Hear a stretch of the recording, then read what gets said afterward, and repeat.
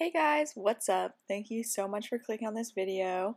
Today we're doing part 2 of my Bureau of Balance bracer build, and I'll be showing you how I painted it. So without further ado, let's get right into it.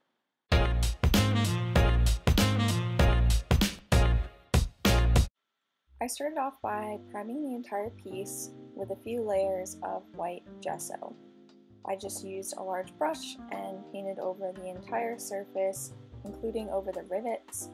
I just used my finger to kind of wipe off the excess gesso along the center parts of the rivets. After it was all dry, I just went in with a basic silver acrylic paint to coat the entire surface and give it a metallic appearance. For the more detailed areas, I just went in with a smaller brush so I had more control over exactly where the paint was going.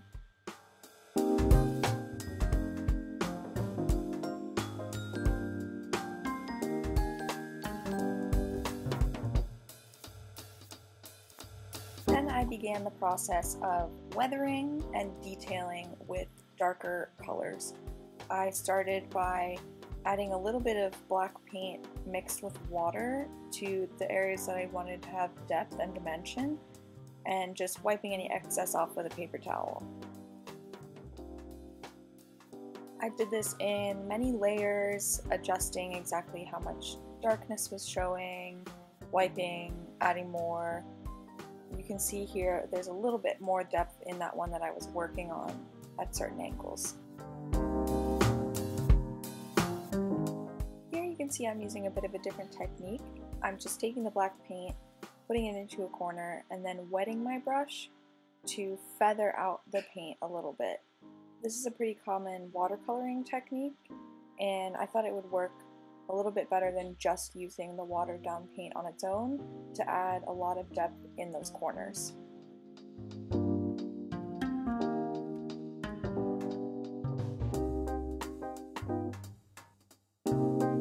Next, I took a brown acrylic paint and I used this to add rust-like detailing to the corners of the rivets.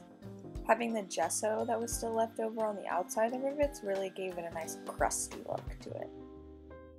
I used a similar technique as with the black detailing by mixing the brown paint with a little bit of water in order to feather out the edges of the rust detailing so it met up with the metal on the bracer as well.